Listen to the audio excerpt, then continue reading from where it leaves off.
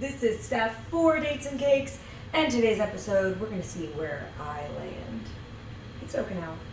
And a friend and I went out, and you better believe we made jaws drop. Sugar, I know that I am always telling tales about how men are dogs, but after this Japanese steak, my tail was wagooing and eyeing all over the place. So we're gonna cream together our brown sugar, white sugar, and butter, which mixed nicely with 3, maybe 4 shots of whiskey. And then we made our way to another bar where beer pong was being played. Sweet nostalgia calls for the Dates and Cakes sweetness of a sweet potato cookie recipe because Japan is notorious for the most decadent sweet potatoes I've ever had in my life. And you can get them at the grocery store, like instead of going to Target and getting popcorn to walk around while you do your shopping, go to the grocery store and they have roasted sweet potatoes that you get in a brown paper bag and just savagely enjoy while you're doing your shopping. But we're gonna put it in cookies. Of the 2 guys that wanted to play beer pong, one of them asked if I wanted to be his partner. I was like, I am the reason we're gonna lose. And he was like, no, it's gonna be fine. He was very pretty boy, which was mistake number 1, and very competitive.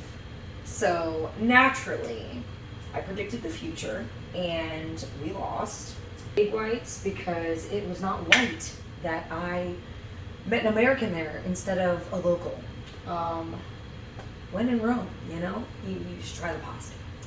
So I asked this boy if he had a girlfriend. Mistake number 2. Should have asked if he had a husband, wife. I mean, 'tis the season, right? And he didn't ask if I was spoken for. We know I'm not soft-spoken, because he didn't care. Rules for being married. We're adding some cinnamon, and might be salty for this next part. So since we were playing beer pong, he was buying me beers. And you know, liquor before beer, never fear. I am an old wise tale. So I can't trust men, but I can trust an old wise tale. That was probably written by a man.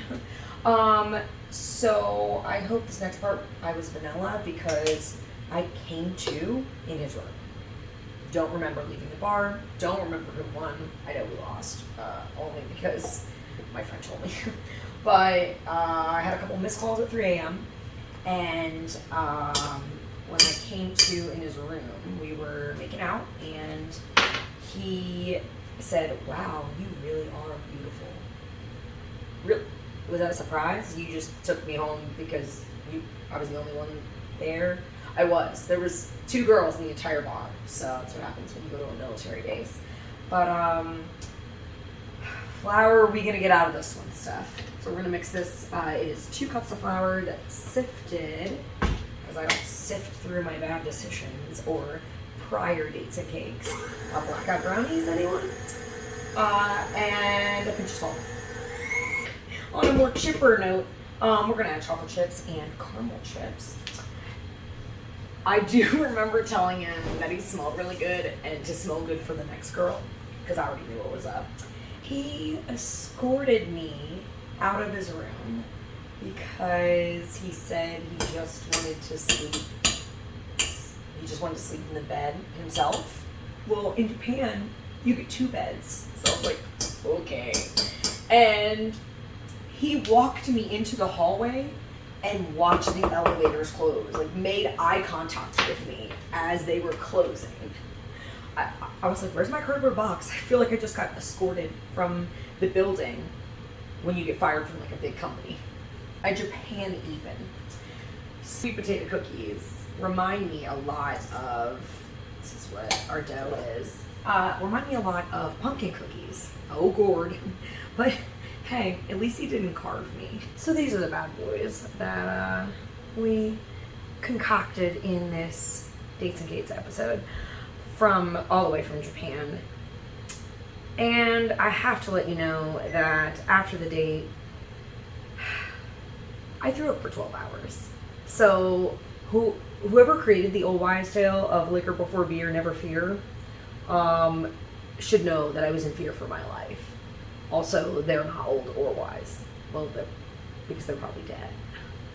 For Dates and Cakes, this is Steph.